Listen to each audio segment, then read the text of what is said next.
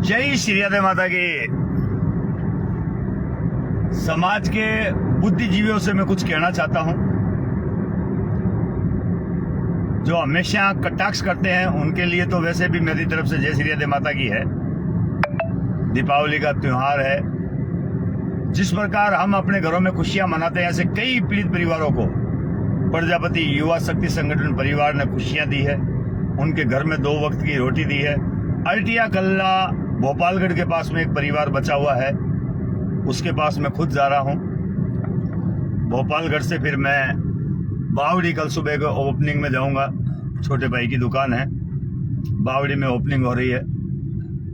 मेरे खुद की, मेरे बच्चे की दुकान है, तो उस ओपनिंग में भी मैं भाग लेने जाऊंगा। अभी मैं हूं फिलहाल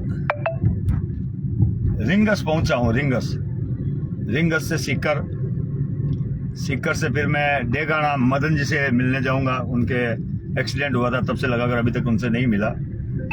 वहां से फिर मेहता सिटी से फिर गोटन से फिर 800 पर भोपालगढ़ अल्टिया कल्ला पीड़ित परिवार से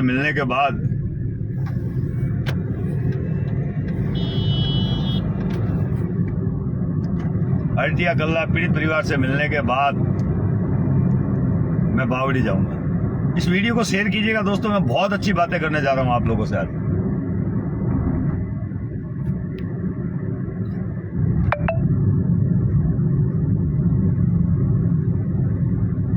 अजीतगढ़ प्रकरण को लेकर मेरे पास सारी रिकॉर्डिंग है। अगर किसी को कोई शक हो, कोई शुबा हो तो मुझे कॉल करें पर्सनल। मैं रिकॉर्डिंग भेजकर किसी को नीचा या किसी को ऊपर ऊंचा दिखाना नहीं चाहता। मेरा काम है समाज सेवा करना। मेरा ही नाम हो, मेरा ही काम हो, ऐसा मेरा मन में कभी ना विचार आया था, ना कभी आएगा। अजीतगढ़ प्रकरण को लेकर उनके बच्चे का कॉल आया था, बच्चे के पिताजी का कॉल आया था, फिर बच्चे की माताजी का कॉल आया था। और माताजी की जो रोने की आवाज थी वो मेरे कानों में अभी तक गूंज रही है। फिर अम्मी जी का कॉल आया था, गोकुल जी का कॉल आया था, और भी कई समाज सेवियों का कॉल आया था। फिर इस परिवार का एक बच्चा जयपुर रहता, उसका कॉल आया था। तब से लगाकर 10 दिनों तक उनके मेरे पास में अजीतगढ़ प्रकरण को लेकर के वो परिवार एक ही बात कह रहा था कि साहब अभी तक कोई कार्रवाई नहीं हुई, तो मैंने उनको भी कहा था कार्रवाई में समय लगता है, टाइम लगता है, और कार्रवाई विधि विधान से हो तो ठीक है। मेडिकल का भी उनको पूछा था, बोले पुलिस वालों ने जो मेडिकल किया वही किया, हमने पर्सनल मेडिकल कोई नहीं करवाया। मैं उनको त्रिवेणी धाम की मीटिंग में भी बोल कर आया था कि भाई मेडिकल बहुत जरूरी है, और पुलिस वाले के जिसके खिलाफ आप कार्रवाई करना चाहते हैं उसके खिलाफ एक FIR बहुत जरूरी है। तो उस कदम को देखते हुए आज मैं अजीतगढ़ थाना के पास में गया। कुछ समाज बंधु और पीड़ित परिवार मेरे साथ थे। डर लग रहा था लोगों को, भाई अजीतगढ़ जाएंगे तो पुलिस वाले कुछ करेंगे। ऐसा कुछ नहीं है। कानून से ज्यादा ना अजीतगढ़ है, ना कोई और है, ना SHO है, ना SP है, ना IG है, ना DGP है, ना DG है। तो किसी की औकात नहीं है जो कानून से ऊपर जा सके, ना हमारी ना पुलिस वालों की। हमने SHO साहब को कॉल किया तो वो कह रहे हैं मैं बाहर हूं। रात्रि हम उनसे नहीं मिल पाए। सुबह जब हम गए तो SHO साहब तो थे तो अंदर ही, लेकिन उन्होंने कहा कि मैं बाहर हूं।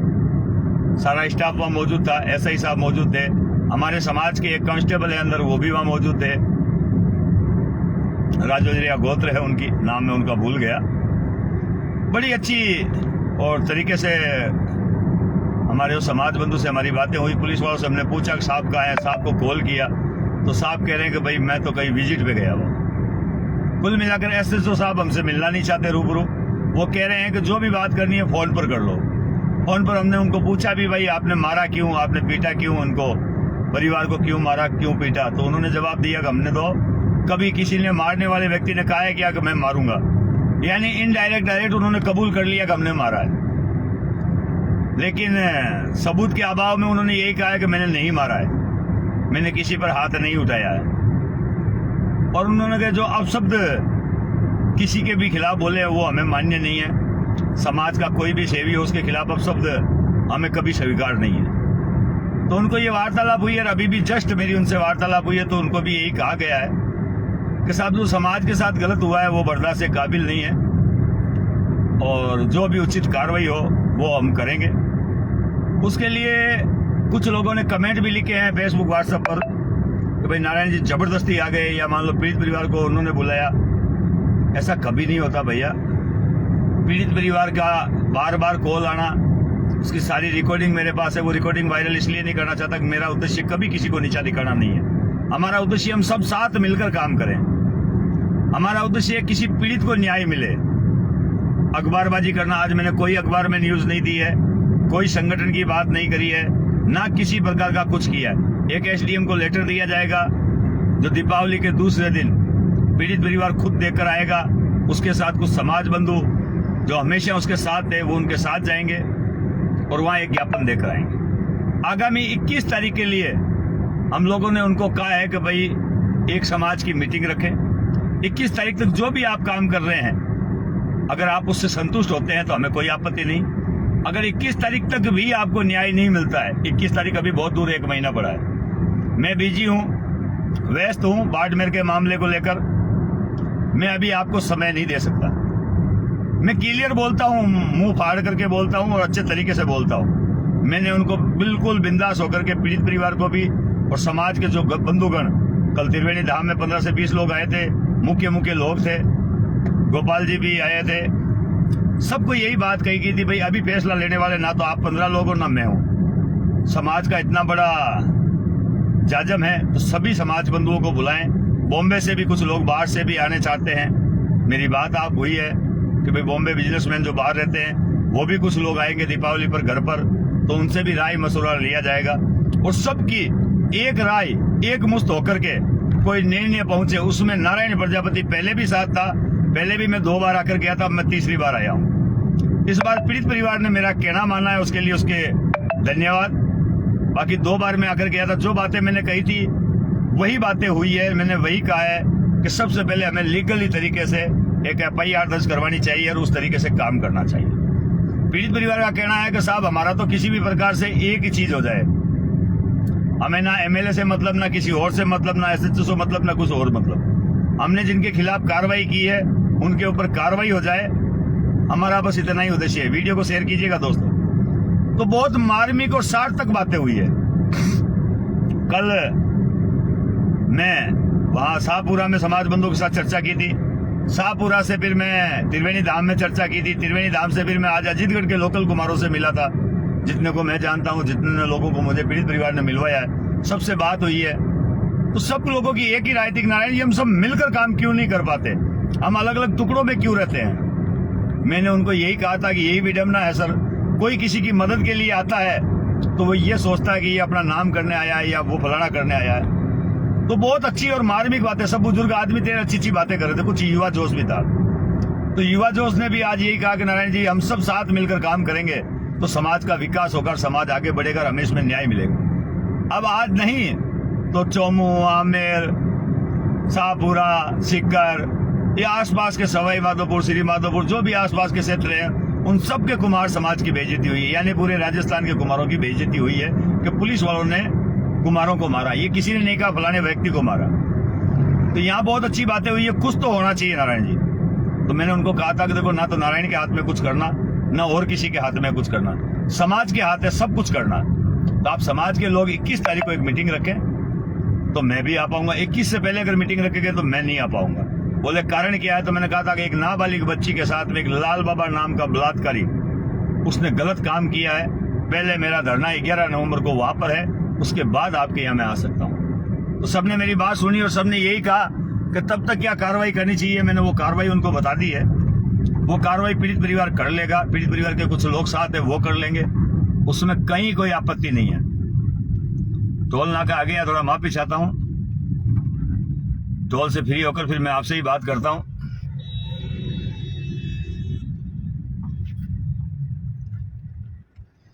जब तक वीडियो को शेयर कीजिएगा।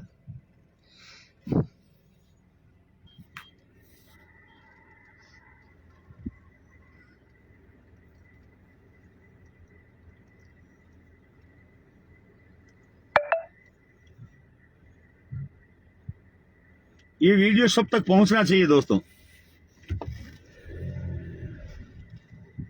क्योंकि वीडियो को सब तक पहुंचाना बहुत जरूरी है। अजीतगढ़ प्रकरण को लेकर थोड़ी में समाज के काफी लोग इकट्ठे हुए थे, दोबारा वो लोग इकट्ठे नहीं हो रहे हैं। पीड़ित परिवार ने कहा था कि हमारी कोई सुध नहीं लेने वाला है। यह क्या बात है, क्या नहीं है? हम चाहते हैं कि पीड़ित परिवार ने कहा वही सच ना माने। समाज के संपूर्ण लोग इकट्ठे हो, एक जाजम पर आए और पीड़ित परिवार के वहां बयान लिए जाएंगे। पीड़ित परिवार को पूछा जाएगा आप क्या चाहते हो, क्या नहीं चाहते हो। सबकी सहमति से आगे का निर्णय लिया जाएगा। आगे हम लोग क्या करेंगे, कैसे करेंगे, उस पर मंथन होगा। और बहुत सोच समझकर हम काम करना चाहते हैं और समाज की आज्ञा लेकर काम करना चाहते हैं। यहाँ के लोकल समाज बंधु को साथ लेकर काम करना चाहते हैं। और हम जो कुछ भी कर रहे हैं वो अजीतगढ़ से ही शुरुआत करेंगे। जिस थाने में हमारे साथ मारपीट हुई है, हमारी बहन बेटियों के साथ मारपीट हुई है, गंदी हरकत हुई है, यहाँ तक के शर्म से डूब मरना चाहिए हम लोगों को, वो हरकत पुलिस वालों ने की है। एक मिनट सुनिए, मैं बताता हूं आपको।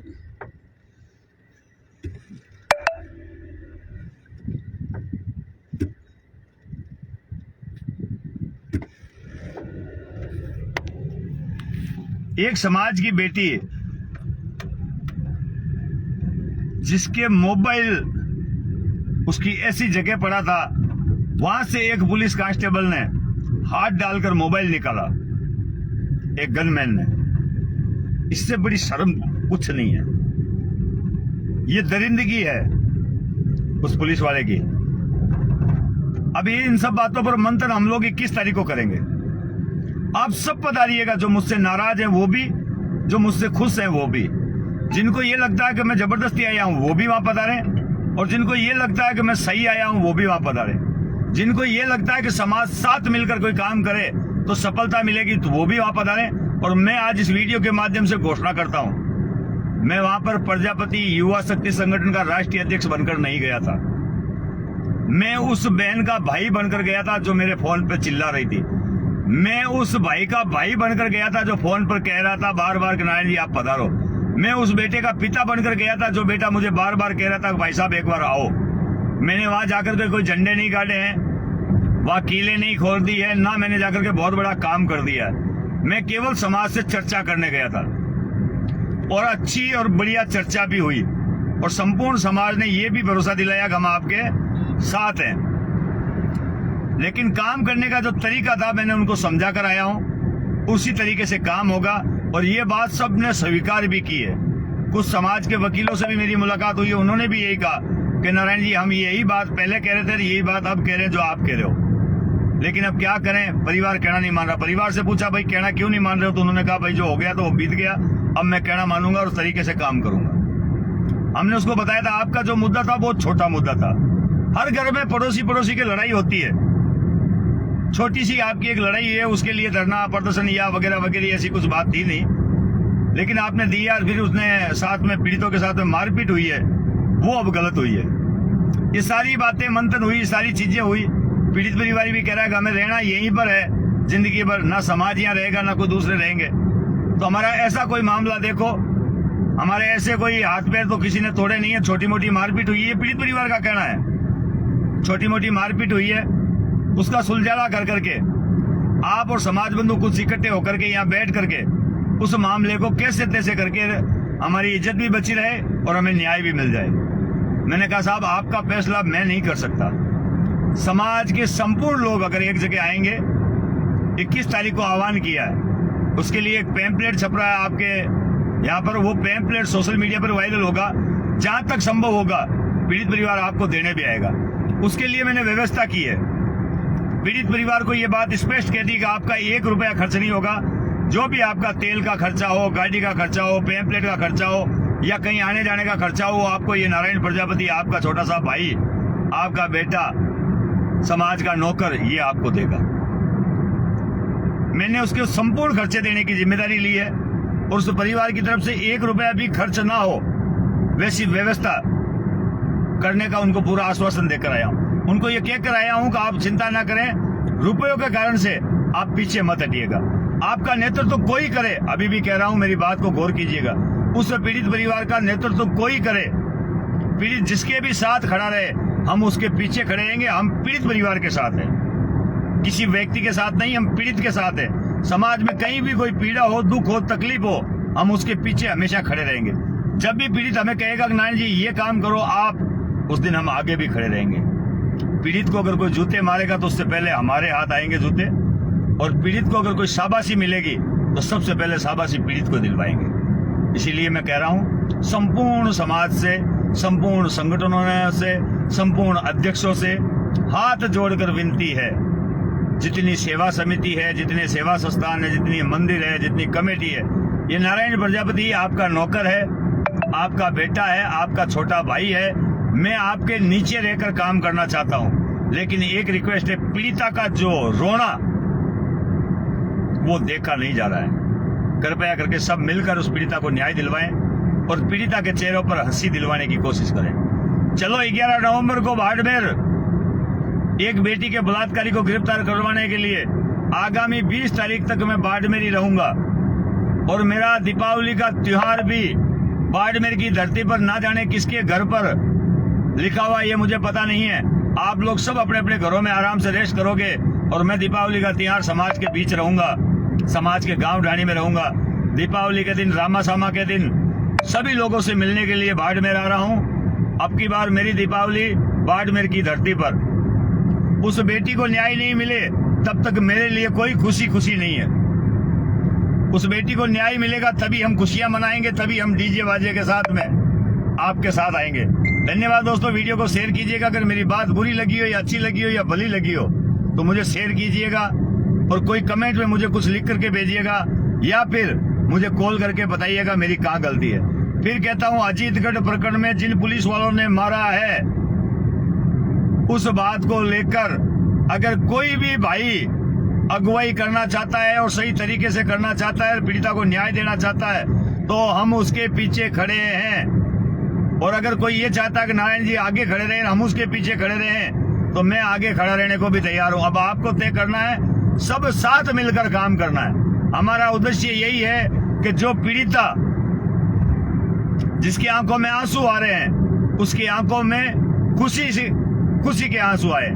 अभी जो दुख के आंसू आ रहे हैं उसको खुशी के आंसू में बदलने का कारण पूरा समाज होगा, और समाज के संपूर्ण संगठन होंगे, संपूर्ण अध्यक्ष होंगे।